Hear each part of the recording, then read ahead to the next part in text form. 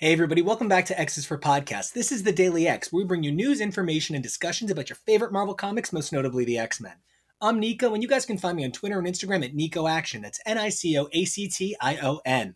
And today, we're here to close out our coverage of the Hellfire Gala, which we have loved so much. We're going to bring you guys two more perspectives on the incredible X Factor 10 finale for the series, as well as a look back at the best parts of the gala so far. We had so much fun with the gala and expanding our coverage, bringing in new voices, changing how we handled the subject matter, that it was such an exciting time, and we renamed the show and we're changing how we do things. It was just such a great experience to get to be a part of the Hellfire Gala as fans and as creators. And we hope you guys enjoy it as much as we enjoyed getting to be part of it. Now, if you like what you hear, don't forget to like and subscribe. And until next time, guys, we'll see ya. Hello, everyone, and welcome back to X's4 Podcast, the show where we cover all the different, many wonderful titles within the X-verse. I'm your host, Jonah, and you can follow me over on Twitter and Instagram at PeakJonah. I'm Kyle. You can find me on Twitter and Instagram at Drantis82. Hey everyone, this is Dante, and you can find me on Twitter and Instagram at Inferno Magic. That's magic with a K. And we hope you survive this experience, unlike a certain pretender who may or may not at the end of this book been shown to be dun dun dun dead, and then you just hear Beethoven's Fifth in the background. I knew it. She is done. Yes, and to quote the end of this book, where's Magneto? And I think we have a very great idea of what the trial of Magneto more than likely will be about, but let's not get too ahead of ourselves. I can personally say this title has been one of my favorites to read every time it came out. It has been a beautiful breath of fresh air for the current Reign of X post Ten of Swords event that we've had, even before as well. And I remember when the cover and the title was announced, and I remember seeing all of the characters on the cover and it being this literal rainbow of really queer characters and characters who really needed just a shakeup of their identity, and it was something that I was just super excited for to see what they were going to do with it. What was your guys' first impression when this iteration of X Factor was announced? Were you excited? Were you hesitant? Was there something about it? Because I know the title has been in X history for a while, and that may cause people to proceed with caution. For me, I was so incredibly excited for it. I had chills just looking at the cover, and then reading about the concept of the book. It really made me excited to be able to flesh out the resurrection part of the world of Krakoa. So it's definitely something that I really enjoyed. Absolutely. It was a really interesting take on what a title would be about, and it's solving basically mutant murders and how did this mutant die and can we confirm their death, and starting all with Aurora. It was really fascinating to see how they handled each of the mutants that they did talk about and what they did. I really don't think there was ever a dull moment in this title. Dante, how did you feel when this title was first announced? I was excited and completely surprised. Surprised because I didn't believe that we would get such a queer-heavy X book.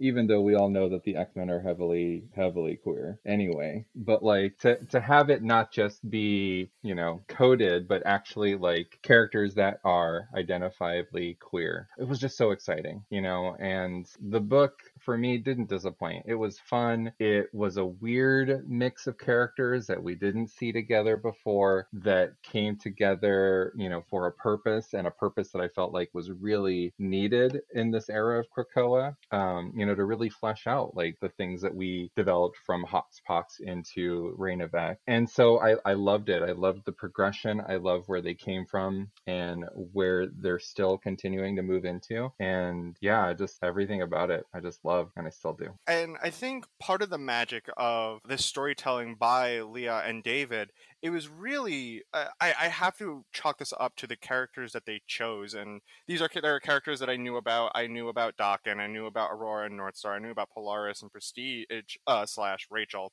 But between like Prodigy and Eyeboy, these were characters I didn't really know anything about, and I knew that they were from a newer wave of X-Men, but to give them these his characterization and put them in these stories, as well as give Polaris her own identity, where she's not just Alex's ex-girlfriend or Alex's girlfriend or the potential daughter of Magneto, or Rachel, who's kind of like, is she a lesbian or is she bisexual? Who knows? We're not going to announce it.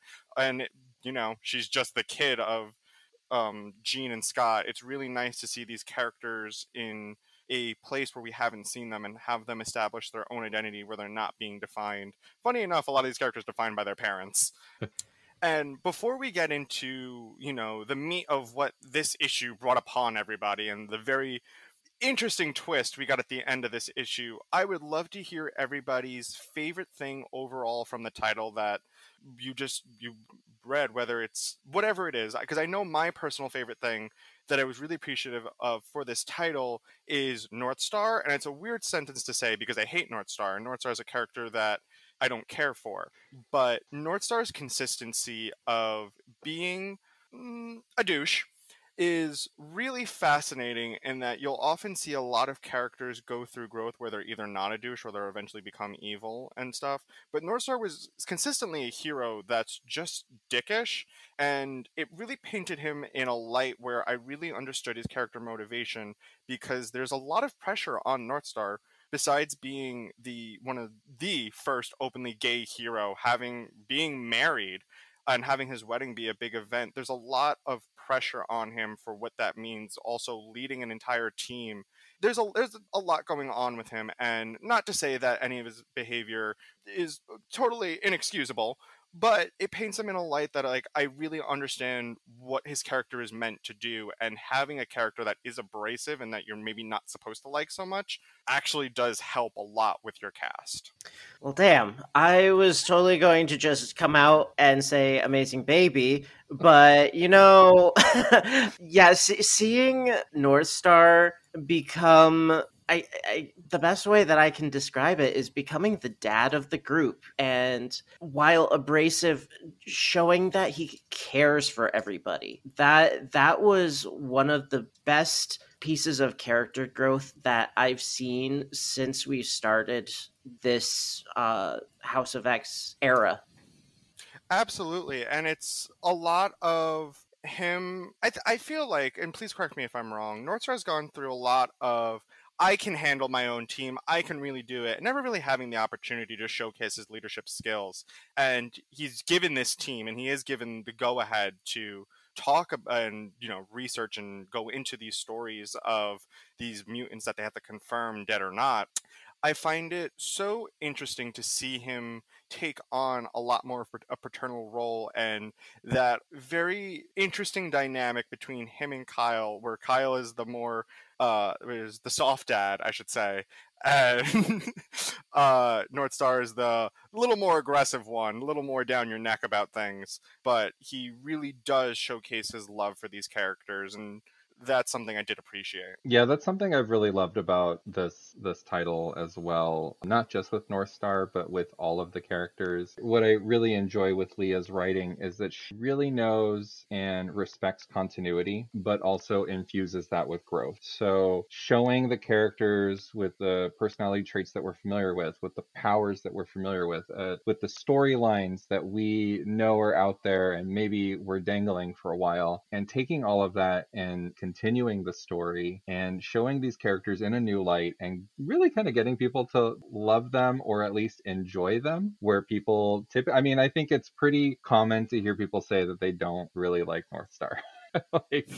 I can understand that to a degree, but yeah, definitely, I think more people will appreciate North Star. Same with Daken. I feel like I've heard plenty of people say oh, I hated that character, and now I kind of have a crush on him.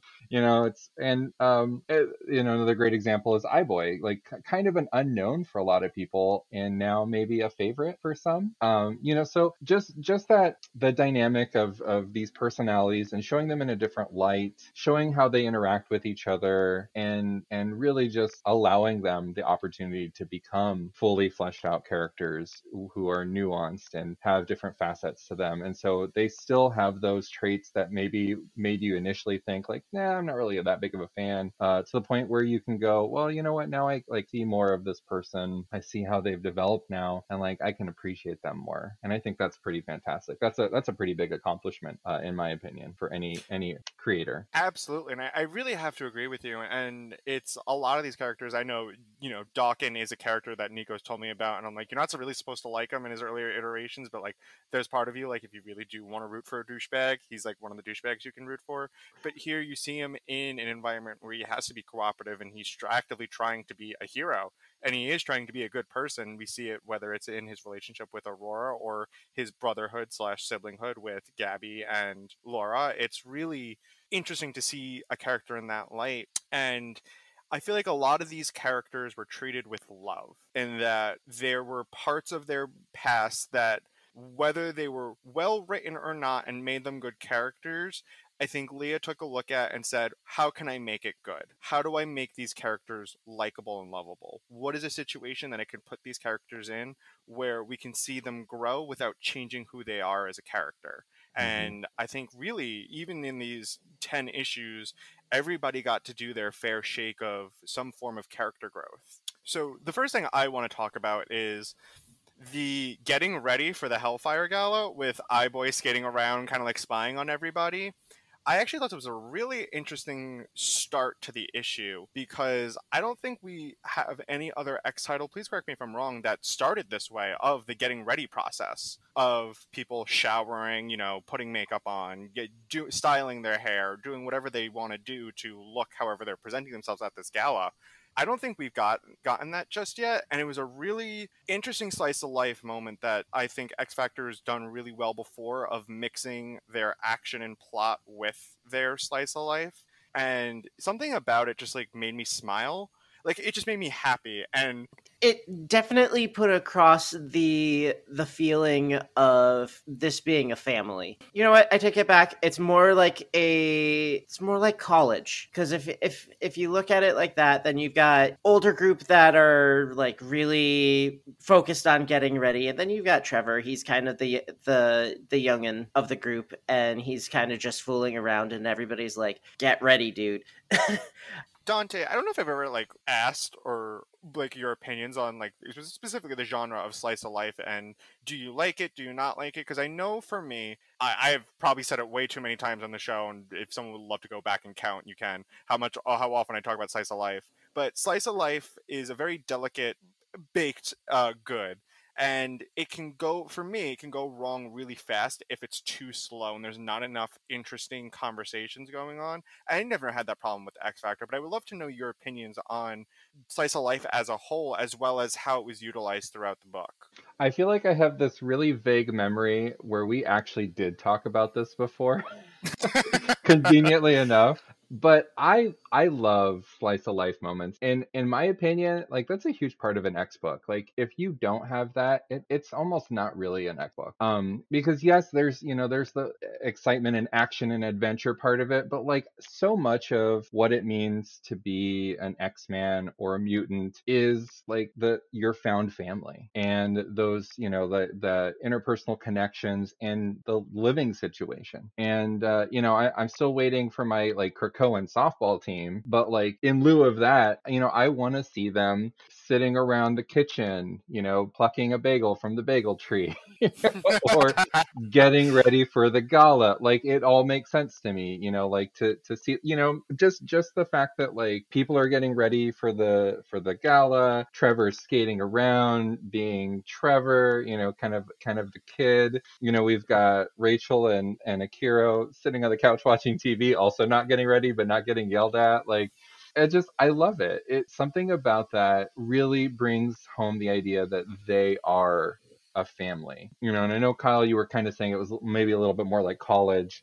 but for me, like my college friends, the people that I kept close to me, those were my family. That was my my found family, my chosen family. And so like it still has all of that same vibe to me. I love those quieter moments, although it's not as quiet when Polaris is flinging Trevor down the hallway, but that there it's just so much fun, and it has so much energy in it, and that's how you make a slice of life moment entertaining and exciting, and not just like a boring moment in someone's day-to-day life. Absolutely. Yeah, I'm with you on the Krakoan softball league. What the X-Men love softball, but Exactly. to the friends that I've made in college and that I still literally talk to every single day and every single night, and I literally play games all the time, whatever. It really is, especially if you are someone who goes to a new city and you are living in a dorm or you're living with them in an apartment. It really is. It really is. At least to me, I agree with you. It feels like chosen family, and it is. You get so close to people and you do develop this kind of bond, and X-Men I think has done very well in exploring those bonds and those moments and how these characters do interact with one another. Also, I mean, the X-Men started with Charles Xavier's school, so it's really almost always had that vibe of boarding school and college, and it's something very interesting that I've learned about, at least in as someone who is American, was raised in America, that we're we're taught and like we're often like marketed that boarding school is like this very prestigious, very like exciting thing that you get to do, and like if someone goes to boarding school, you're like they have status, and it's like this very like hoity-toity experience, for lack of a better phraseology. Then like you go to like different countries and they're like, no, that's just it's pretty commonplace for boarding school. It's like not really a thing, and you're like, oh, it's not as fun, and you're like, But I think the X-Men started as that vibe, and no matter where they are, I think it's always carried through. And it's something that's very fascinating, and I think it's always enjoyable because who doesn't love a school setting? Who doesn't love pretending that you can go to their school? I'm pretty sure all of us, if the Charles Xavier School was still running, and that's where they were, I'm pretty sure we would all want to go there, even if we weren't mutants. I mean, I would sign up right away.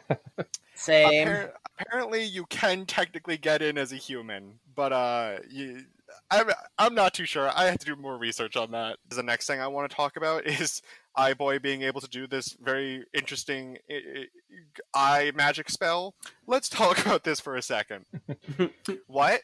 So this has been getting hinted at throughout since the beginning of House of X, that a lot of mutants have been experiencing changes in their powers, and I'm wondering if maybe this has something to do with the resurrection protocols, and it's causing changes in characters' powers that, combined with the subtle changes that are being made during the resurrection protocols to remove trauma and stuff, allows them to better utilize what they already had, as well as these enhancements that are suddenly appearing. Yeah, and it's an interesting thing that it's not a secondary mutation, which is a very, very specific thing that I believe a lot of X writers currently may or may not be allowed to utilize. But it's kind of, this is like the kind of way to get around that. Like, oh no, it's not a secondary mutation. When they're resurrected, they may or may not come back with an extra power. Like, this is a different way of utilizing it. I am here for it. When you think of this character of iBoy and this mutation, it can either go a lot of ways of like a joke character, like a throwaway mutant, like my new favorite joke mutant, Soft Serve. Thank you, Bob, friend of the Oh pod, my god. Bob Quinn, for Soft Serve. Put her in an X book, please. But I would love to know your take on this, Dante. Okay, first of all, I love Soft Serve. She's amazing. I can't wait to see more. As far as iBoy, I think it is easy to initially think that he's a joke character. I mean, it's a character with a bunch of extra eyes. Like, how ridiculous is that? But I've also feel like we've seen this character develop a lot over the years. It's kind of hard to imagine, but he has been around for quite a while now. And I remember, I think it was before, Hoxpox. Hopefully somebody out there with a better memory can chime in at some point. But I remember the first time that he was able to see magic. And like that was something that was a further development of his ability. And, we saw it in this run, he's able to discern, people's body language. And so he's becoming definitely more perceptive with his many eyes and the different things they do. I mean, just even being able to catch a speedster before they make a movement, like that's pretty dang impressive, So like it kind of, I feel like, makes sense for him to, if he can see magic, to maybe, develop and work into that realm and like to understand it in a way, to a degree that maybe would allow him to do magic. I mean, it's kind of like something that kind of just came to me is the way that Cypher has been used. He understands languages. Okay, kind of a joke, power, right? But like he's been developed in a lot of ways to really use that power in different ways that people wouldn't have expected. I mean, at one point, I think he was written to be able to read body movement and as a kind of language and use that for, fighting ability. So, taking something that would have been just like kind of a silly mutation and like developing further, I think is pretty impressive, honestly. And I think we've seen enough of that with Trevor that this progression makes sense to me. And the rules of magic, at least in the Marvel comic verse, as they explain it, is finicky because in a way it feels like that if anybody really wanted to, they could learn magic. I look at Ileana, who's a master magician and a master sorcerer, when that has nothing to do with her actual mutation. Her mutation is just the stepping stones of limbo. If she didn't learn magic and she wasn't kidnapped as a child, she probably would just only be able to, teleport in and out of limbo. And there was, in that same miniseries, we had not Bloodstorm, Sorcerer's Storm. Bloodstorm is the vampire storm. But it feels like if anybody really dedicated enough of their time and really had the desire to, it feels like anybody can learn magic, at least in the Marvel universe, in the Marvel comic verse, which I find fascinating. I think that's actually pretty interesting that if anybody technically could do it. Well, you have to remember also that there have been significant changes to the way magic works in the Marvel universe at this point in time. If you look towards Strange Academy, where we learn that there are costs to learning magic, and it can be very dangerous to do so without proper tutelage. Absolutely. We can also even look at just Covenant Kaba and how they're kind of being mean over in Excalibur, and they do have to make costs if they want to utilize their magic, which I'm excited to see what they do with Morgan. Bring Spider-Woman into it. That's her arch nemesis. Really? Morgan Le Fay is Spider-Woman's arch nemesis? Yes. I did not know that. Oh my god, in the very quick side tangent, we covered for her upcoming appearance in one of the issues, we covered Chris Claremont's Spider-Woman. And there's this brief moment where she's like gliding through the air and Morgan Le Fay's face pops up and she causes this little gust to like throw her out of the air. I think she like crashes into a tree. And Jessica's like, gotta remember, Morgan's around, and like she messed things up for me. Like that was it. And that's the basis for their rivalry. That would be amazing. That's amazing. I believe She that there was messed things up for me. I'm paraphrasing. I was minorly inconvenienced, and now you are my mortal nemesis. Well, also to be fair, why did Morgan just pick Spider-Woman to just do that to for no reason?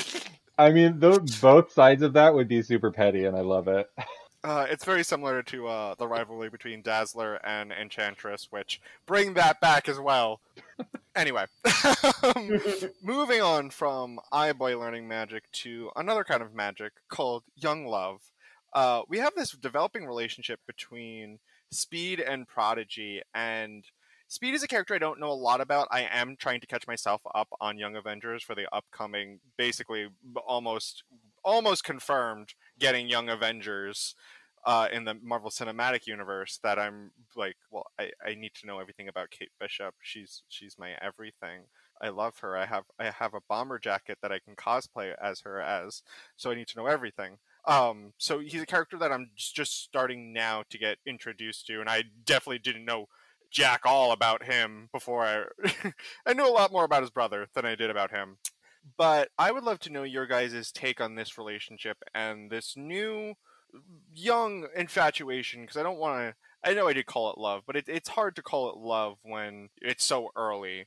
But I really like the way that it's written and that it feels like the queer youth of today, and how they're not so always so bogged down with labels. They don't really care. They're just more so of, if I like you, and I want to date you. And I really also appreciate that we get like actual on-panel kisses.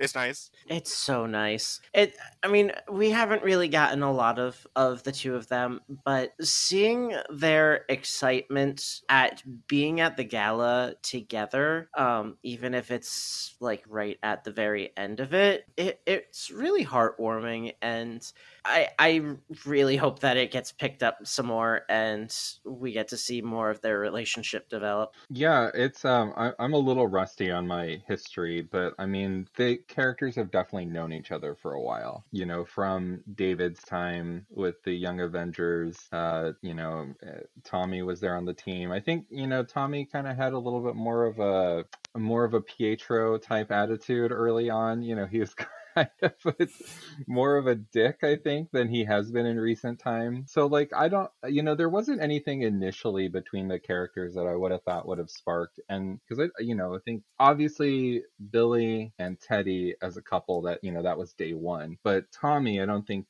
his sexuality wasn't very clearly defined from early on with him. So, it makes sense to me that these characters who have, they have history, they were on a team together at one point, stayed friends with the same group of friends, over time that, they kind of came back together. I think it makes sense in the grand scheme of things. Sometimes you don't have that initial attraction or moment with somebody, and it develops over a period of time with a friendship and proximity. I love them together. Honestly, I think they're really good for each other. They have that kind of relationship that I feel like it's built off of, like a mutual respect and an understanding of who the other person is, and they feed into the positivity of each other. I only see, I mean, we don't get a lot of it, which is the unfortunate part, but from what we do see, like, it seems like a really healthy and fun relationship. Oh, absolutely. I think they would have a joint TikTok account together. And that's, is that what the kids do nowadays? That's their big stick relationships? I don't know. I'm not a youth anymore. I don't know what kids do. I feel like I see more adults do stuff like that than they do kids. So that's fair. Is that too lame? Or maybe is TikTok over now? Are kids over TikTok? Yeah, I mean, the more adults you see on it, the worse it is, right? Kids are like, nope, it's not for us anymore. We're on to the next thing. We're on to the next thing, and that's just how everything popular happens. The youth gets it first, and then older generations are like, well, I guess maybe we can go on this too. And then you're like, oh, well, now I don't want to. Anyway, one thing I would definitely love to add on to is that, at least from what I've been reading and what I understand, Tommy's sexuality was never been like explicitly stated, where he's like, I am hetero, but like he's had a brief stint with Kate, and even though he doesn't define it, he's a character that has stated that he doesn't want to define it, and we're not going to define it for him because that's just dumb. We don't do that to people. But it is interesting that it's not something I don't think a lot of people did expect. I think it makes sense, and you're right. If you look back, you're like, okay, I can see it. I definitely can see them being dating, and maybe Prodigy's the only man that Speed will ever date. But like, that's still cool too, and that's valid, and we love that as well.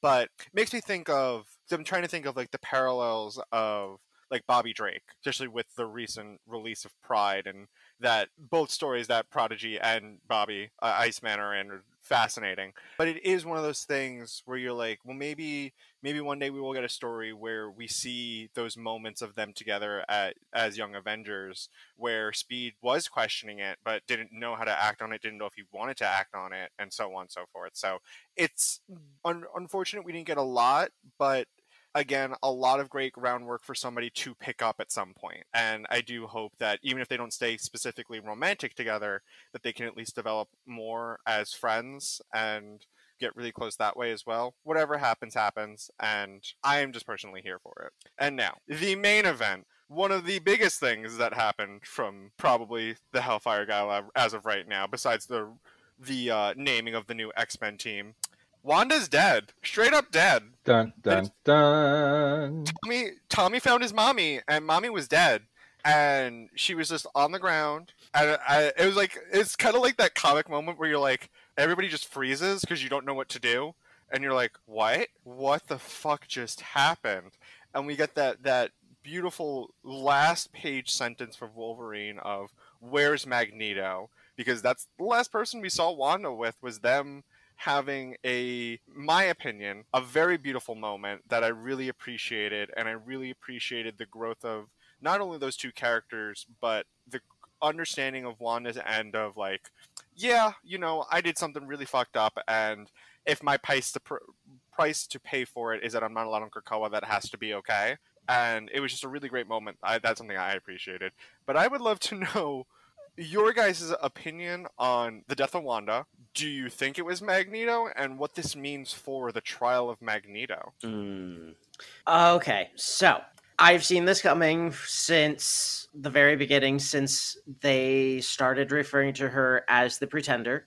I see this as they're working towards a redemption for her, especially after what happened during Empire X-Men. I am leaning slightly towards it being Magneto strangling her. You can definitely see the strangulation marks on her neck. I think that it was we'll do this, we'll resurrect you, and then you'll officially be back in the fold again type of thing. Will that actually happen? I don't know, but that's how I'm seeing things progressing. I am super, super bummed that it had to be Tommy to find Wanda like that. Like that, we were just talking about, these kids having kind of a, really great moment together. Their relationship has just really been heartwarming. And to have this night spoiled by not only the fact that Wanda died, but to be the one to find Wanda, like that's so jarring. I mean, I can't help but feel like Magneto is too obvious, and so it has to be someone else, and I feel like that the whole trial is going to be about, one, it's trying to uncover the truth of who it is, and but obviously the blame is going to be thrown on Magneto. We've seen, in two different books where Magneto and Wanda are, dancing together. Granted, Nightcrawler is passed out, but I mean, he probably has a vague recollection of them dancing together. I'm hoping, that it's not as straightforward of a story as we are kind of led to believe with the trial of Magneto. I think that there will be more to it. And yeah, I've got lots of guesses, but for what it is in that moment, I will say it was really shocking. Nico may have brought up the idea that, those data pages highlighting, the red books and things like that, those have been used almost to kind of separate the story. And usually we see them at the very end, but every now and then in kind of pivotal moments where things seem to be transitioning to maybe the next chapter of things, those come before the actual final page. And so I feel like that's kind of what we got in this situation too. That last page really was kind of the setup for the next era of things. We just had this great big reveal at the Hellfire Gala, and now we're moving on to the next chapter of Krakoa and the mutants.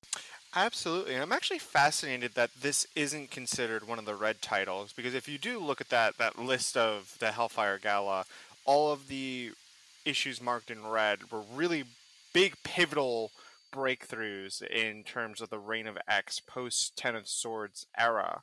And I'm fascinated that this wasn't considered one of the big events. Like, granted, in the scale of what we're looking at, especially when the last one was Sword, you're like, okay, I kind of get it. Why maybe you don't think this is as important. But I think it's still important. I think it should have been red. But that's, tin hat.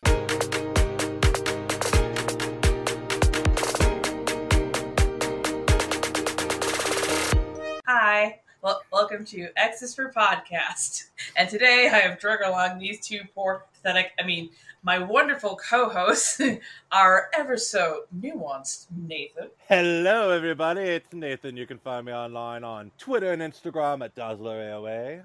And today we also have our delightful Drew. And you can find me online on Twitter and Instagram at Drewsifer3. That's at DREWSIPHER3. Good Lord, that is a mouthful. Make sure you slow that down, replay that part a few times just so you can get it. And I spelled it weird, so it was like, I feel like I always have to spell it every single time. No, I know exactly what you mean. Why? Because I'm Dame Red Bento. DAMERED. Not like a book, more like the color. BENTO. And yes, welcome to X's for Podcast. We are reviewing X Factor Chapter 10, a sudden and rather surprise issue. So, God, where do we even dive in? I guess let's start from the beginning. Nathan, Drew, what did you think about getting ready for the Hellfire Gala? It was like a good beginning. I really liked the David Baldeon art, like as always with the eye boy when he's like skateboarding through the mansion. And I feel like that's happened a lot at the beginning of almost every single X Factor issue. And then we get like turns into this cool eye boy panel that we see, and you get to see like what's happening all in the boneyard. Nathan, what's your take on eye boy? I am a long-time listener, first-time caller. No, I have loved Eye-Boy ever since Christina Strange Generation X. He jumped to life in that book to me, and I really have loved what Leah's done. I have known nothing of him besides those two books, but now I'm gonna see what else he might be in. Like, was he in anything before? I don't know. Yeah, like I'm having to do a bit more research because he's such a he's not a small character per se, but he tends to be more of a background character, somebody who introduces newbies or the recently resurrected to, hey, welcome, here you are. And we're getting to see him in his everyday kind of environment, just sliding on through. And I did not quite realize that literally every single one of his eyes registers like different things. Well, isn't that kind of like the retcon now, is that it's like each of his different eyes don't just see, like, it's like one of them is like a third eye, and one of them can see thermonuclear kind of things, and one of them can like zoom, and they're all different kind of power sets within him. Yeah, I think that's new. I think that's something Leah has totally been giving us with this, because I was like, hey, he can just see all over the place, and Leah's like, no. North Star's finding out that these kids have all this power. So I think it's been fun seeing what Leah's trying to do with Eye-Boy and the expansion of his powers, and making him like a really actually useful character more than just a hey, I can see things kind of guy. Hey, I can see things. But yeah, no, I'm with you. I'm like, did they mean to make him the main character of an anime? Because it really seems like they're coming out of left field with, he's got all these other powers. Like, it seems kind of like a big retcon for this character, especially how heavily they used him in this issue. And I know, because I've been, listening to my co-host, but also kind of skimming over X Twitter and whatnot, and finding out that they didn't know about a lot of the changes that were about to happen to this book, such as, if this is a spoiler to you, I don't know what to tell you, that this is the last issue for X Factor. Like, they didn't learn that until they were like halfway through 9, I believe. So it feels like they're trying to put everything in order in like the same amount of pages. And I don't know if that works for me. What was kind of your take on this?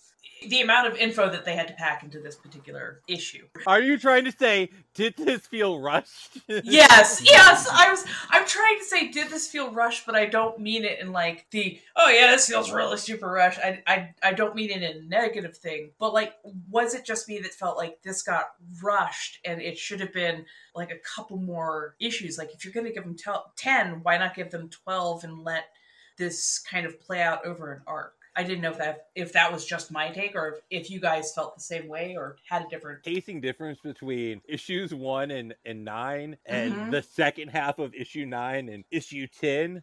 Definitely Leah was playing a long game here. From the way I understand it, she got the cancellation notice on issue 9 halfway through actually getting issue 9 done. Wow. So they had to change like probably the whole last part of issue 9 to wrap it up, because you know that Morrigan arc was probably going to take another issue or two, right? Yeah. And then to just jump right into issue 10, where they had to wrap up her and David had to wrap up all of these storylines that they had set up and were planning on fleshing out. And oh my god, it's fast, and it's but to me, like maybe we should have just not tried to rush it, and we could have just had fun, made it like a fun last issue, and maybe wrapped up, did what we want to do with the ending of the Morgan issue in this, and then wrap that up and leave those threads for someone else to take later. Instead of like trying to do it ourselves and rush through everything, and now we just have a rushed issue that's not as good as an issue that we could have taken time. In my opinion. No, thank you. That is exactly how I felt, because it was like, it felt like I didn't get the resolution I wanted from 9, and it felt like it stumbled halfway into this, and then just it felt kind of all over the place. But it felt like it was set up to be really nice and lighthearted, but it had some really dark moments that didn't get fleshed out enough that they had the impact that would really resonate. The interactions between the characters, how characters felt about Eye-Boy, just Eye-Boy's development as a person, who's experiencing all these different apparent suddenly retconned emotions and stuff and whatnot. I'm just like, it just feels a little scattershot, and like there wasn't enough time to really digest what we were supposed to be digesting, so it felt off the mark. And I love Leah, and I love Baldion. I love the whole team. So this is why I'm like kind of thrown for a loop when I'm trying to read this. Let's jump over to the Hellfire Gala outfits. Oh yes, please. Let's talk about the outfits for a bit, because I am a fashion queen. Like, I have a whole degree in the whole thing. Love it. What did you all think? Who was your favorites? Let's talk fashion. So, surprisingly for Dakin, I love the fact that Dakin, of all fucking people, went with the traditional suit. Just in a gala that's so counterculture, and he's such a normally counterculture kind of guy, he decided to go just straight up suit. I did not love Aurora's dress. It was cute, but nothing special to it, right? It was a cute blue dress. Like, she looked good in it, but it wasn't like mutant extravaganza. Yeah, it was very it was cocktail dress. It was a nice cocktail dress, but it did not like resonate like, oh my god, this is Hellfire Gala. This is like, this is a nice, very nice night out in the town. But there was, I don't know, I was expecting more wow factor, and instead it was more like factor. So there was definitely no X factor in it. Yes, you could definitely say that. And I love that. I think you're right, Docket, in just that very nice fitted suit, and then no shoes. I'm like, yeah, that is straight up him. So what did everybody think about Rachel's suit? I love the way they stretched out the Hound costume, which in itself is very mutant culture, right? Because like she used to serve us like red hot lesbian in it all the time. But you add those extra spikes and that little collar, and it just ups the S&M factor to the highest. Right. I remember when this like launched, people were saying that it's kind of like degrading to her past and blah blah blah blah blah about because of the Hound, and this, she always wears a version of this outfit like with the spikes, and so I don't know, it's just like a fashion version of what she normally wears. Exactly, and she has complete and total control over it, which I love. Like, she's not. I remember when she lost her ever loving mind. But like in this, like, she has power, she has control. She is very much going back to a reminiscence of who she was and who she can be, because power, control, lesbian, hot. I love that suit so freaking much. They They did so well with it. They really, really, really did. And like the really extended like stiletto type heels on it. Fuck Right? yeah. Well, I mean, she has still a little bit of flight power, doesn't she? Oh yeah, she's telekinetic. She can totally do Yeah. whatever she wants. Yeah. Okay, thank God. Because I'm like, I mean, those shoes look great, but I've worn heels similar to that, like the super high heels before, and oh my God, they are pure murder on every part of your foot. So I'm like, yeah, I bet she's actually floating in those. There's no way she's walking. But I love them. Did you guys notice on so if you're looking at page 9 on digital, right, how the difference between the moment where she's helping Kate get her groove back, but the one page she's like her face is out, the spikes are really small, like she said she can telekinetically control them, and then she senses danger and bam, like hot spikes. And she knew exactly who it was coming on in, like boom. Shatterstar. Now somebody should have gone to Jumbo Carnation's shop before he walked into the Hellfire Gala. Right? Like, could somebody please hose this poor boy down? Like, or I was gonna say, or at least hit the showers. Jesus. like, who let him walk in like that? Like, did nobody go, ooh, honey, do you need a shower or a therapy session? Maybe a hug? Like, he just looks so shell-shocked, and like nobody seems to be really taking note that something's a little bit off. Something has gone down, as it were. I was kind of confused. Is it to imply that he now has the Morgan? Is that what we're getting at?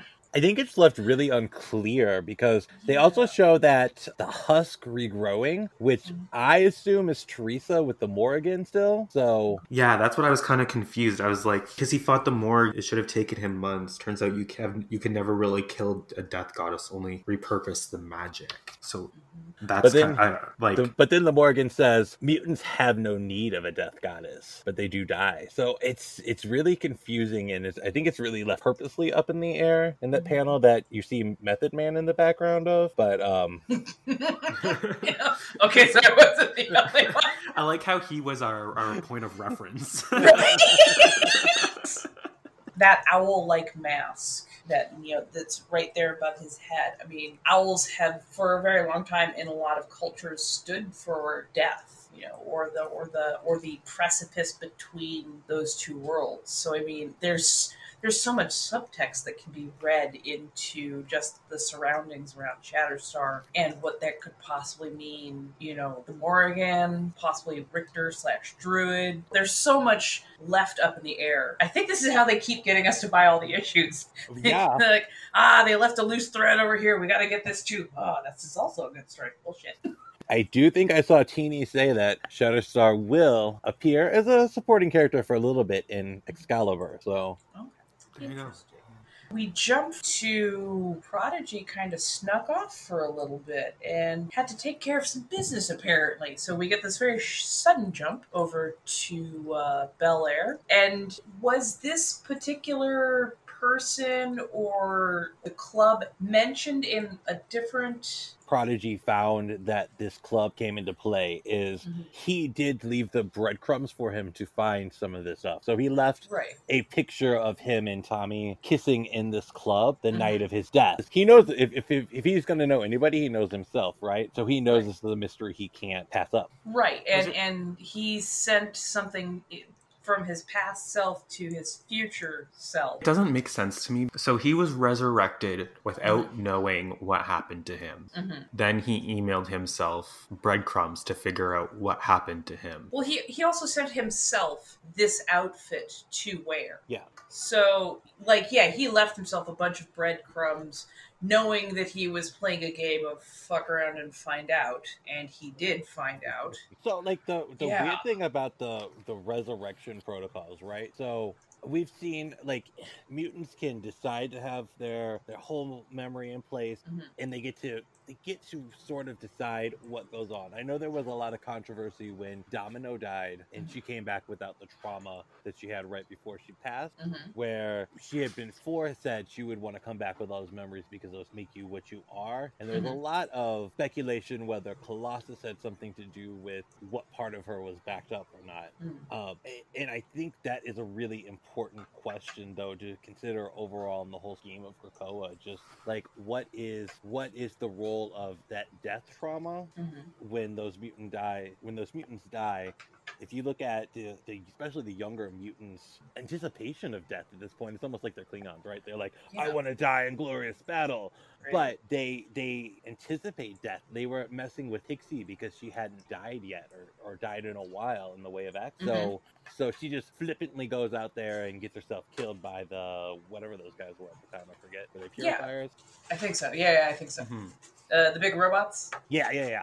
But there's a lot of questions and things to consider with the trauma of death on the mutant mind, and do they need that trauma? Yeah, because usually if you're afraid to die, or at least you have a healthy understanding and respect for the consequences of actions, you don't needlessly put yourself or others in danger. But given that, hey, you can just come back whenever you want, whenever you need, we can just boop, right back into existence. You're all good. Now with the book ending, I think we still need this book to be a thing. And the fact that it's ending is just kind of weird to me. Yeah. Because it can still go on and it can still happen, but it's ending just because one member that is seemingly could be minor is leaving. Right? Okay, so I'm not the only one who felt like this. To me, no hate for Polaris or anything, but she seemed the least important to the work of X-Factor to me, because X-Factor is delving into the mind, into the spirit, to the soul, to the, how people operate, how people, just work in the day-to-day, and the ethical questions behind these resurrections, or asking questions about death. And her power is magnetism, if I'm not wrong. Right. So I want to know how her lack of magnetism on the team is going to affect a team that basically was looking at, time and mind and soul and things that had nothing to do with the freaking polarity of magnetism within a 10-mile radius. In universe, there's absolutely no reason that X-Factor can't go on. In the real world, I think they felt that Lorna was the closest to a name draw that they had on that book. I'm sorry, did I do that out loud? Oh, God. That's why I said the closest. It seems like everyone is bringing in, new characters, like we just said. Shatterstar is going to be in Excalibur, a little bit. Tempo looks like it's going to be in Marauders. So why not just replace her with someone else? And I'm sure we could pick another equally high profile mutant to replace her. There we go. Here's my question for the panel. Okay. Who would you have replaced Polaris with on X Factor?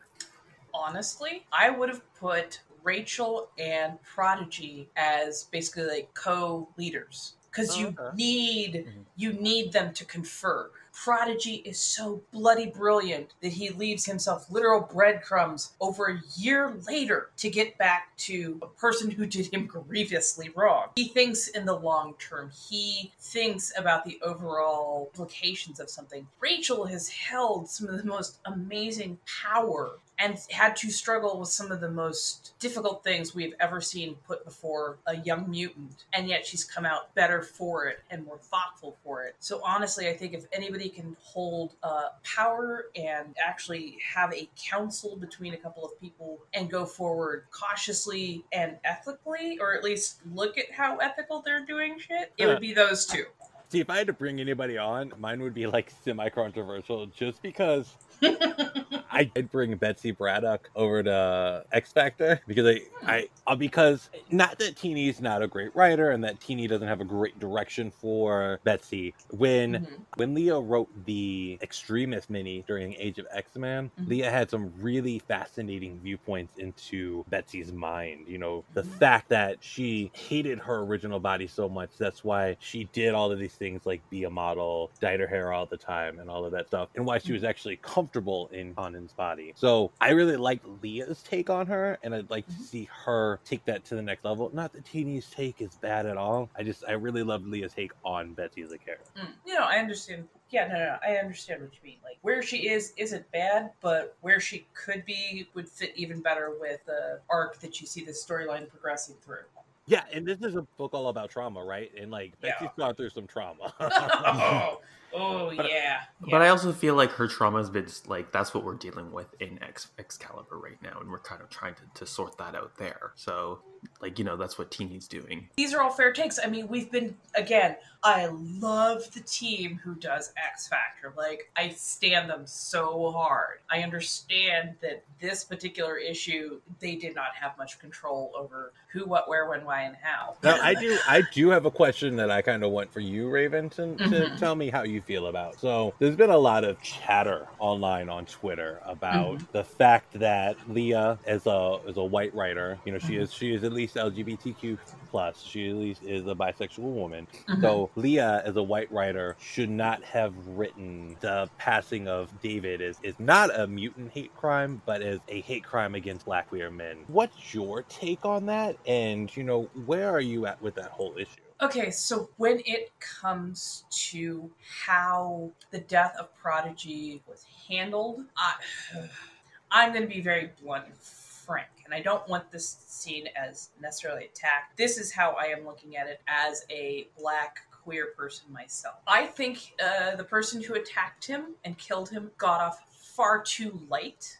I think his death was honestly very much glossed over. You literally have a white savior walk in the form of Eye-Boy, who's wearing this very I would say either African or maybe even Indian inspired kind of sari wrap. The iconography of his hair and the eyes around him very much rings to the Buddha and Okay, I can see that. A very non-white culture. Yeah. He literally walks in and then he's suddenly able to sunblast this bigoted serial killer. And then they're like, oh yeah, well, you know, I love you so much, buddy. We're just going to leave this to the police. And it's like, there's a basement full of Black queer men that this piece of shit murdered, including one of your own. And you're just going to pick up his year-old corpse and bounce? Like, it seems so detached, so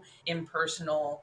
You know, like, we don't see Prodigy go down and even discover his own body. You just see it through Eye-Boy's eyes. It felt so detached and so depersonalized from what happened to this young man. And a corpse that is a year old would not be that intact. So if that corpse is that intact, what has this man been doing to him? Ooh, yeah, I didn't even think of that. What has been going on? Like, what is this downstairs base? Like, why is Dakin and Aurora, of all people, why are they just leaving this man in one piece? This asshole should be in so many different pieces.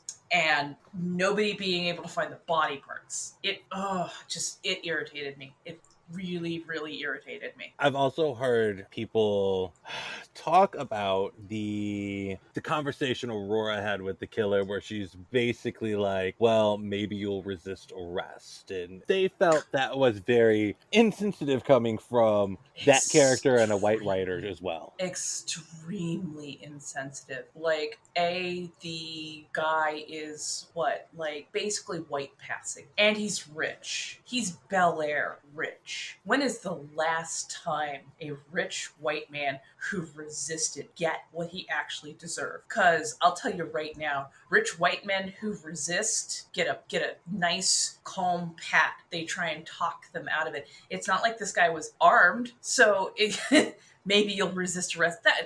Oh my God, that is so tone deaf. It is painful. And the fact that there is a man out there who has been doing almost this exact same thing and keeps getting away with it in real life.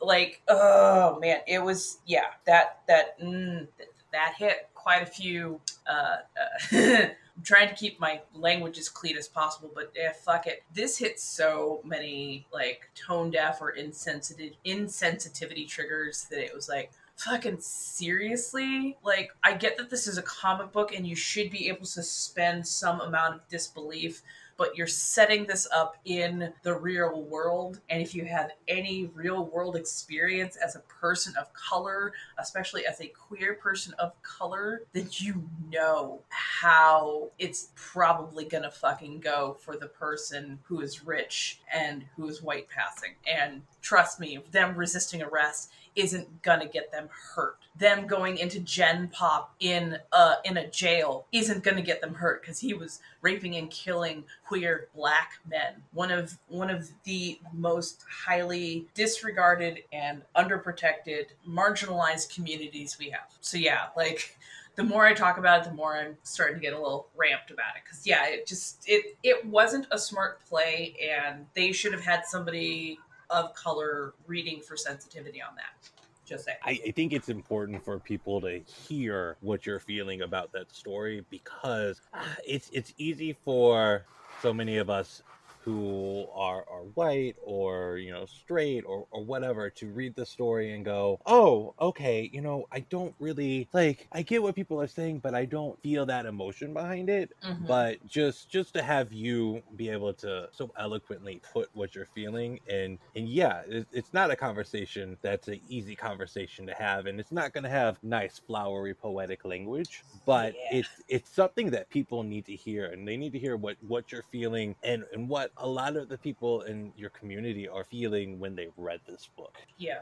And I mean, part of me wants to go, well, maybe if they had a couple extra issues, they would have been able to flesh this out more and have more nuanced language. Maybe this was, just they rushed it too fast, but at the same point in time, it is what it is, and the impact versus the intent are two different things, and the impact was kind of unpleasant, to say the least. I've never been a fan of X Factor, but I read the entire series because I enjoyed the storyline. Just because I am not a fan of the genre of comic it is, which to me is like a teen kind of sort of like audience. And that's just not my vibe.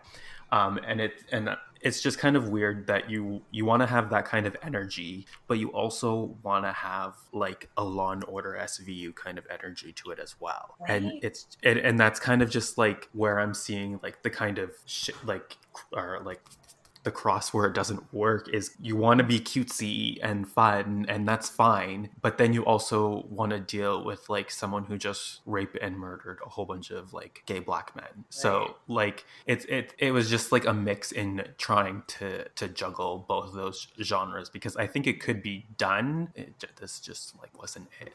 Yeah. And it's I think it is more telling about the tone deafness and the insensitivity of the difference in the styles, like you were saying, Drew, and that David's death story was the big contentious part of the issue, not that big reveal that happened at the end, right? That should have been been what everybody is talking about, and instead, because this, I get what she was trying to do, and she was trying to bring light to a story that, you know, that she felt was important to tell. But like you said, Raven, it was not done in a very sensitive way, and he didn't become the hero of his own death story. Freaking Eye-Boy became the white savior for literally. It's like, oh right, no. like there was literally a white savior there. Like, it's not even like a figurative one. Like, Literally. Oh, okay. No, I'm dead. I'm dead on there with you with it. Just the fact that this could have been handled with a whole lot more sensitivity shows how big this was, because fucking Wanda Maximoff died in this issue, okay? Like, the Scarlet fucking Witch, who had a TV show that just came out on Disney Plus, died in this issue, and people are talking about the way David's death and resurrection are handled. Yeah, because it's like it took up. I'm sorry. We find her body on like the last page. The last page, my man. The very last page. Wait, Drew, weren't you saying something about like how weird it was that it was on the last page too? It was like on the. Well, not only was it on the last page, and here's what I'm sorry. We were talking about this in the green room as well. Like this beautiful goodbye that they posted here. I love it and everything, but that literally could have been on Twitter, and that would have been so much more pertinent to everything going on. Not to mention, it would have saved us from having a spoiler on Tuesday freaking afternoon. I'm just saying. If they had done that, we could have gotten 2 more pages of art. The creators could have gotten a lot more interaction and could have interacted with the fans and gotten so much more, I think, out of that than putting this out there. And we would have had 2 more pages to do something with and decompress a bit more of the story. But yeah, like how the Scarlet Witch's body being discovered was more pertinent and more heart-wrenching than finding your own corpse after a year along with several other bodies of queer black men. Kind of gave me a soft and subtle message that queer black men, even when they die in numbers, means less than one dead white woman who died on your watch. You have security all over the place. You got one dead white woman. Suddenly everybody's worried about, we're worried about what her son's going to think. And, you've got your black character who just found his own fucking body standing in the background, and he's got to be worried about somebody else's feelings when he's probably still trying to process his own death and the death of so many other queer black men that had not been taken care of or handled in decades. But now all of the focus is on one dead white woman who literally the entire world hated because she tried to destroy mutant kind. You know what? I didn't even put together the fact that Speed should have been consoling his boyfriend over finding his fucking dead body, and they had to throw in that, oh, Speed's mom died, so he's gonna worry about that. Mm-hmm. Oh, wow. And what you said is actually really powerful. That the fact that Wanda was supposed to be the big surprise is outrageous compared to when the whole story, if you're going to tell the whole story about David, at least devote a whole fucking issue to it, not like 5 fucking pages. Mm-hmm. Yeah. Yeah.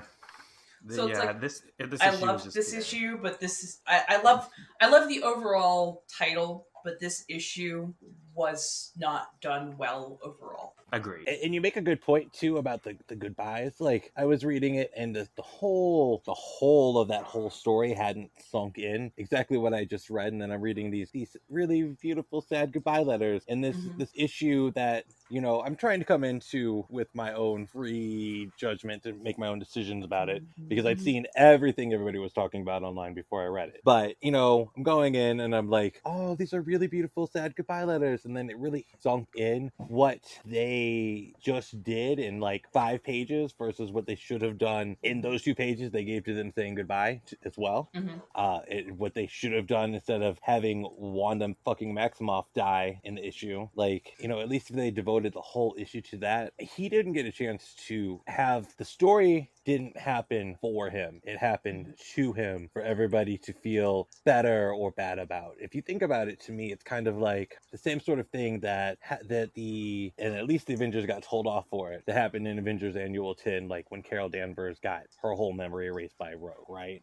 At least she got the chance to fucking tell off the Avengers and say, like, like, where were you when this guy like fucking like mind raped me and made me have him as his own baby, and then you just just left me there. She at least got that moment to say to them, David's not getting any of that.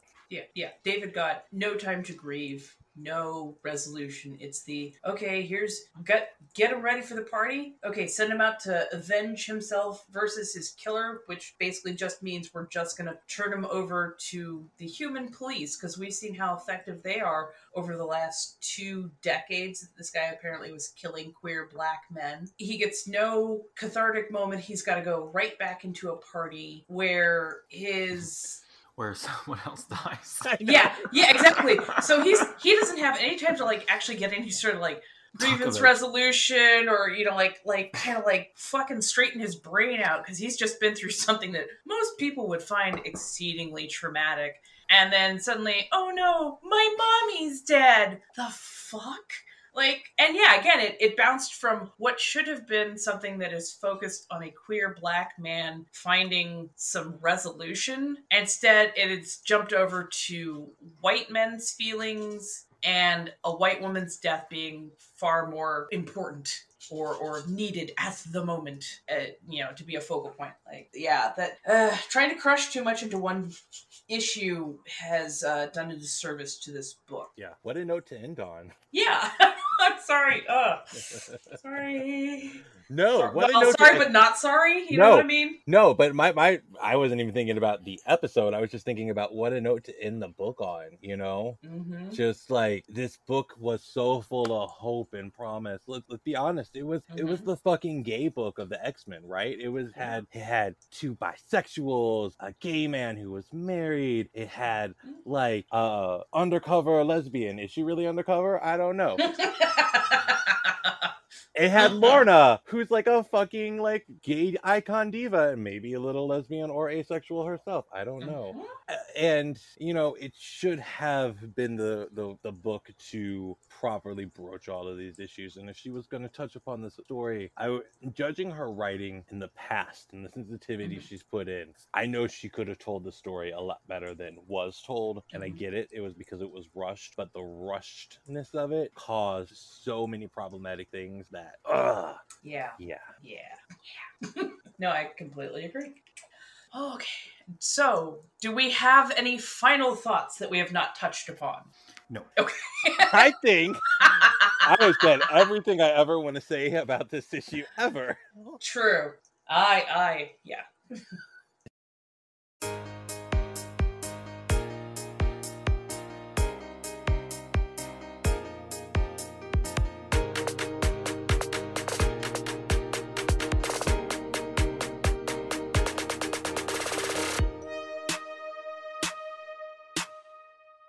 The Hellfire Gala is over, but we can't stop talking about it. I'm Nathan, and you can find me online at Dazzler AOA on Twitter and Instagram. Hey, I'm Drew. You can find me online on Twitter and Instagram at Drew43. That's at Deary, WSIPHER3. And I'm Raven, aka Dame Red Bento, DameRedBento. Come over and find me across the webs. Woohoo! So, I don't know about you guys. Are you glad that the gala is over? Or are you, like, still wishing it was still going on? Because me personally, I feel like we lived in the gala, like, way too much, and I am, like, fucking over it. But there's still some things, looking back, that I really enjoyed about it. So where are you guys with that whole event? I loved the fanfare, and I loved it a lot on a lot of level, just for like the fanfare and the beautiful outfits and the everything going on. It was also interesting to see some of the behind the scenes kind of stuff of how certain groups do interact, but how they do very much run very separate little in groups. So you're like, oh yeah, Beast is evil. Got it. But apparently, the rest of your security team doesn't seem to necessarily notice that, or, people who are taking care of one thing aren't necessarily in the business of people taking care of a different aspect. So it was interesting to see how that all kind of played together. Wait. If people were really interested and, like, worried about every time Beast was evil, like, you would never fucking think of anything else on Krakoa. So, like... No, you just put him in the hole and leave his ass there. Okay. Just, he's too dangerous. Go. Nope, he's down there. Yeah, it's good. And Drew, what was your overall take about the gala? Yeah, I liked the gala a lot. I mean, like you said, it's been going on since January for essentially with like the team announcements and then all the hoopla and stuff. But I also agree with Raven. Like I really did like the hoopla around it and kind of the fanfare. The two was fun to like it was fun to like read it and like, you know, go along with it as as opposed to just like reading this issue. Like in the future it might not be as fun because, you know, we didn't get all this like interaction and stuff. But yeah, I don't know like if they do another one in the future, I don't know how they're gonna type those fucking how they're going top top. It's so cute. Top those fireworks. Like who's gonna top those fireworks? Would they rather bother them for them? But anyway, that's not they created an entire fucking planet. Don't bury the lead. How do you do more than, I don't know, terraforming an entire planet in a day while people watch? Like you terraform 2 planets in a day. That's how you do that. Here, today we're going to make a sun. Well, shit. You know, there is still Saturn and Jupiter out there. And plenty of moons around each one of them. There are. Now I'm thinking of some Space Odyssey 2010. All these planets are yours except Europa. Do not attempt landing there. Yeah, I'm not a nerd. No, not at all. But so this was an event of a lot of different events, right? So we had some key moments. We had some really fun events. We had some not fun events too that happened. But which ones were not the fun events? Sorry, I just really wanted to hear that noise. Anyway, we had fashion galore. So, what was your favorite Hellfire Gala look? You know, I gotta know this. Good Lord. So, there were so many hits and so many misses. For me, I think it was Storm and Jean. They won. Ooh, those were magnificent. Storm's cape was like, that was revolutionary. Like, that, like, it was like the game level has been upped. You know, I love how Storm's gala outfit is just like on all the future stuff that she's like in promos for. Like, she's wearing the gala outfit. So, like, that's just her fucking new outfit now. Yeah. I also love that now, like that now that it's pretty much like her hair must be textured. Like, thank you. Straight hair bullshit. Thank you. Thank you. It's like, I am an African goddess. And it's like, girl, your hair is always so straight. You don't have to straighten the whole thing. Gala, Storm, cloud hair. Ugh, if I don't see this every time, it's not Storm anymore. Thank you, Jesus. The only time I ever want to see her with straight hair again is if it's a mohawk, because that's fucking iconic. But right. So she looks so good. So Drew was Storm and Jean. What about you, Raven? For me, I loved Storm's outfit because I think that just straight up, it needs to be her outfit. She has done so much, especially in the last couple years. Like, she deserves to have this badass outfit and to be recognized for who she is. But also, Mystique's outfit was so glorious. That really was, and you don't hear enough people talking about it, but it is fucking magnificent. It was absolutely beautiful and gorgeous, and it just it was so delicious to look at. I was just gobsmacked when I saw it. I was like, yes, please. It was so good. That was just absolutely loved it to bits and pieces. Cannot get enough of those two outfits. So y'all have mentioned some great ones, and I agree with you on those. Two that I really love, almost for the same reason, because they're very classic throwbacks to some of the outfits they've had. I am one of the ones who I fucking loved Rachel Summers. It's like the extravaganza of her hound look. Like, for her to reclaim that and make it fucking high fashion. Like, those heels, like, I know she's telekinetic, so she doesn't really need to walk. But, like, those heels, oh my God. And another kind of throwback to her 80s look as well. I really loved Captain Britannia's look. So, like, it really served me, like, 80s Psylocke with that, like, fucking, like, pink thing and, like, those little wristings that were coming off of her arm. It was giving me too much Spice Girls. Okay, but see, that's why I love it. So, like... But it didn't scream gala to me. Okay. But so, it was like if she was going to be at a gala, she probably should have been like part of the entertainment up on a stage kind of thing. But So like she was as a giving you too much runway, Jerry Halliwell, and you wanted a little bit more Victoria Beckham. Okay. I wanted a little bit more style class. But also, how are we not talking about Magic's look? Oh my god, those floating horns, that just the beautiful, just everything looked so good on Magic's outfit. I was just like, thanks. See, I wasn't a fan of her outfit. I just I didn't. was like, it's okay. I didn't get I get the horns, but how are they floating? I'm sorry, the Queen of Limbo, Yeah, and but we're asking how they're floating. No, but it's like you don't see the portals though, so she's not using her powers. Or a very simple fix to that is either acrylic doweling, which is pretty hard to see. So if you have just a lightweight structure, you could get something to float, or very strong magnets, oddly enough, would work. There are what do you call it? They're neodymium magnets. They're super, super strong. So if you get them at just the right point, they actually float. I've seen like really cool floating islands for like small plants and for food and stuff. But yeah, I could see Jumbo Carnation knowing how to rig some of these things to have both a real world functional level, as well as also relying slightly on the person who's wearing the outfit to lend a little bit of their power to it. But that's what I mean. If you like incorporated her portal into the look, I would have been like more with it.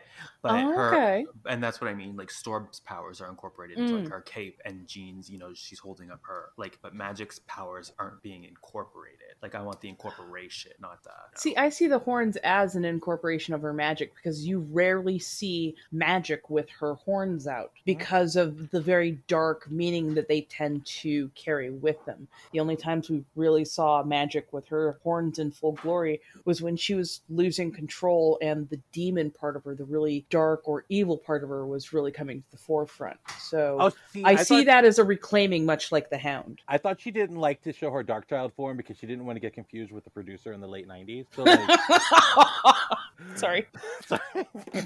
But anyway, that's enough old people jokes on that. So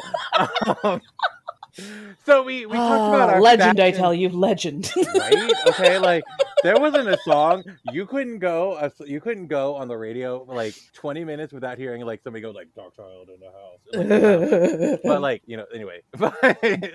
So we talked about our fashions dues. Like what were the fashions don't? Like, what are you wearing? Like Dazzler. Thank you. Karma. She was wearing a couch. Yeah, I did not like Karma's. She was wearing a fucking couch. I thought Karma's was I'm very middle ground on Karma's because I don't like hate it. It's not like the worst of the worst, but fucking Dazzler does not go to shop at the Party City clearance she went to shop at the Spirit Halloween clearance after sale to buy her fucking Dazzler costume. You know what Karma's was like? Sorry, this picture it's like, and I can't believe I can even reference the name and everything. Oh no! But it almost looks like that Comme les Garçons, like yes! Oh God, yes! You're dead right. I know exactly what you're talking about. And I think like Lady Gaga wore it, and it's just like it's a shirt, but it's just like two pieces of fabric like sewed together, and it's it's like with like that foam board kind of thing going on in between, so it has just that paper doll kind of look. I hate it. I hate it so much. And I know exactly who you were talking about and exactly which line you were talking about. I'm like, cannot stand. Stand. You know whose I was really surprisingly really upset with? Megan's. Because why did she look like she was dressed to go to like a fucking Renaissance fair? She used to be the queen of fucking Otherworld. Like, but don't you know she's a fairy princess now on Avalon? Bitch, you clawed your way out of hell for that look. Okay, yeah. I would have gone right back to hell. Like, no, I don't need this. Fuck that. Like, no, I'm with you. I did not like. So, talking about our best and our worst. So, we talked about the fashion. What about the drama? So, there was a lot of drama that happened in this thing. What was your favorite moments of drama? Be it the fireworks as a whole, be it like the unfortunate death, whatever. Tell me. Let's dish. What is this unfortunate death you're talking about? Depends on whether you like the character or not. Exactly. I said what I said. So your favorite moment was the death of Scarlet Witch? Okay, cool. No. Okay. My favorite moment was the murder of Scarlet Witch. I'm like, oh, yeah. And you know why it's my favorite moment? Because it so succinctly showed to me that you could cover up the murder, or actually, you could cover up the stalking, sexual assault, torture, murder, and keeping of corpses of dozens of young black queer men. And that wouldn't get a blink, and that wouldn't get resolution. But oh my God, one dead white woman on the ground, and oh, everybody is up in arms, and we must have a trial about it. You don't say. Ugh, the Avengers. Yeah. Yeah. So, Drew, what was your favorite dramatic moment of the gala? I like all the drama and like just like the soap opera-ness of it all. Right? I think my favorite part though was probably planet-sized, to be honest. Okay. Although, Yeah. like That was that, epic. Yeah, Epic. but Storm being that like full page spread or whatever of Storm being announced as the leader of Soul or See, whatever. I like the was- sword better because of the way she came in and she was like, Yeah, "No, she's like, Victor, you know my name. I am. Oh, I am yes. Storm, Regent Mars, and I am the voice of Soul. oh, that gave me like I think- in that moment I could have died and like gone to the White Room and just met Right. I know. Storm needs to like always announce herself like Daenerys every single time she enters a room. And she just needs to like goddess of, oh my God, wind rider, blah blah blah, something witch. Nah, why No. she gotta talk? She ain't gotta talk. She announced herself, one, because Victor Von Doom is such a raging asshole that she had to announce herself just to, like, that was her putting her boot up against his asshole and wearing him like a slipper and making sure to wiggle her toes on the way in. Like that, she knew she was just gonna needle him with that. I loved that because she's like, King, no, you know my. It was one of those, you know my name, bitch. I was like, I love that moment so much. No, but I kind of like what you're saying, Drew, too. Like, Raven, I get what you're saying. But I kind of want her to, like, walk through portals and be like, Goddess, I am here. Bow down before me, peons of earth. I am regent of Soul. Like how she is in the animated show. Yeah. This is true. She's like, I shall meet you at the monorail. At least she sounded like she For was no from reason. Africa there. No, but I understand what you mean. Rain, thunder. But you know that wouldn't be Storm. Storm talks and uses her words very concisely to convey very deep meaning. Yep. Announcing herself every single time would not be Storm. Fair, it wouldn't. But it would be great to see. It's just True. No, I agree. I'm all for a little deviation of character if it's got that flair to it. So, Right. I think I said mine, which would be Sword. Like Sword, that Sword issue overall, like, was rock on amazing. And I so don't think Eric killed Wanda because, like, that reunion was too like, but maybe I'm wrong. Maybe she wanted to be killed. But what does it even matter? She's gonna be a mutant again anyway. I'm sure that's what's gonna happen. Like, she'll get resurrected. So, do we have a least favorite moment of the Hellfire Gala with the drama? Raven, you can go first. Unfortunately for me, it's X Factor 10. Fair. Because it really felt like the seriousness of Prodigy's story was kind of glossed over, and most of the attention was being constantly shifted to, oh, the gala's going on. Oh, the gala's going on. Oh, we've got gala stuff over here and whatnot. And I'm like, you're not paying any sort of attention to the fact that one of your young queer black men was murdered, and it wasn't a story about he wasn't murdered because he was a mutant. He was murdered because he was young and queer and black. And, the fact that the mutants didn't really seem to give a shit enough to do something about it, and that he had to leave breadcrumbs for himself. Like, the gala did not need to be involved with that particular storyline. In fact, I felt it kind of took away from where that storyline needed to be, how that storyline needed need to be dealt with. So yeah, that I think X Factor 10 was like my least fave, unfortunately. Fair, very fair. Yeah, I would have to agree. I was not a fan of X Factor anyway, but it just like that just kind of like it didn't really I agree pretty much with what Raven said. It just like kind of missed the mark. It felt like it was just too rushed, and it was just like a rushed ending for the book. Yeah, I agree. And we have to remember that was the very last issue of the gala too. So we ended the gala on that very sour note. Like I opposite of Drew, I really liked X Factor as a whole, but that being the last issue of the gala and of X Factor is sort of going to shape my opinion on how I perceive this book as I keep processing it and as I see whatever. It really depends on if Leah is able to do anything with that story in the trial of Magneto, which I don't think they're going to be able to, because it's really not the place for that story. And it wasn't that type of issue where you have this big party going on and you're trying to wrap up everything was not the place to wrap that story up. It would have been a great heck, you could have done a great like one shot, sort of like one of those old X-Men stories before, now that we've got the team book back, but it would have been a great like anthology type story to come back and pick up on, where the focus could have been on David and what he was going through, not like, oh cool, our Aurora and Dakin gonna fuck over David's body here, that kind of thing. Yeah, exactly. It really did leave a sour note for the whole event and the book. All right, so we talked about the fashion, we talked about the drama. So are either of you guys looking forward to this event happening again ever? We know that there's gonna be some events going on.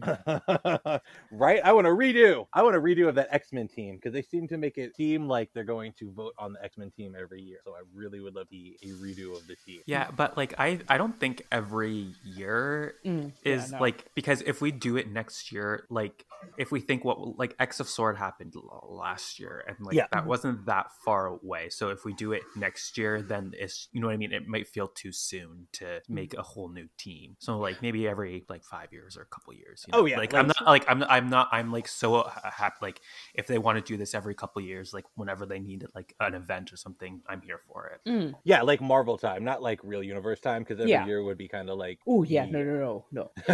I would love to see this as a yearly event, but like consolidated to like one maybe planet-sized book, where you go, oh yes, and here's the Hellfire Gala, year 2, and like, more or less uneventful year 3, more or less, and like maybe every 3 to 4 years really make it a big, to do, where you throw down and you're like, okay, here's where this next arc is going, or hey, we're making announcements to, hey, we're finally branching out to another planet or to a different solar system, or that kind of thing. So yeah, give it 2, 3, 4 years in between each major event, but I would love to see like a planet-sized event each year that's like Hellfire Gala. Here's some looks. Here's what goes on. And just, they don't always have to be super eventful. Here, we're fighting horticulture, Doctor Doom, and this new planet. Like, oh my god. They could make this the new swimsuit edition. Yes! Oh my god, yes! Although you are depriving me of seeing like a Gambit in a Speedo, and I'm not really sure. Are we though? Are we? Though? Because look at Colossus' outfit. Okay. Look at Colossus. All right. As long as I get some like shirtless honks still, as long as we get the smut. As long as we get the smut. Hello, how little was Dakin wearing? And like, ooh, I've got on pants and a coat. I'm pretty sure we can get rid of one of those. So, speaking of those outfits, is there anything you guys would like to have seen more of? Loaded question. Oh, loaded question. Oh god, what would I like to have seen more of? Honestly, I would have liked to have had a few more detailed interactions kind of up close and on the dance floor, because I really wanted to, like, yes, I know everybody looks great, but I know that a lot of talk goes on a dance floor, especially for these big major events. I would have loved to seen like some interaction, maybe a red carpet with like actual press being able to like, oh, what did you do? Oh, well, this is is Jumbo Carnation and da da da da da. And what are you wearing? Yves Saint Laurent, or like that kind of thing. Like I would love to see like a red carpet, so that you could get like a really good look at all of the different gorgeousness going on. Oh my god, new idea. You do it as a Mojo World special. Like you do it every year as a Mojo World special. And like you've got like, because like isn't Wallflower like she's an ambassador now, so she can like, it up. So like so that would be fun, and you could have like some really good fashion do's, fashion don't. God. I would love to see somebody like you know what I wanted to see more of? I wanted to see more of Alex going around talking about Maddie Pryor just in all the different books. Sir, no, you're right. Because like that's like all I imagine him doing on the island now. He's just like going around and like, but Maddie, like I want her back.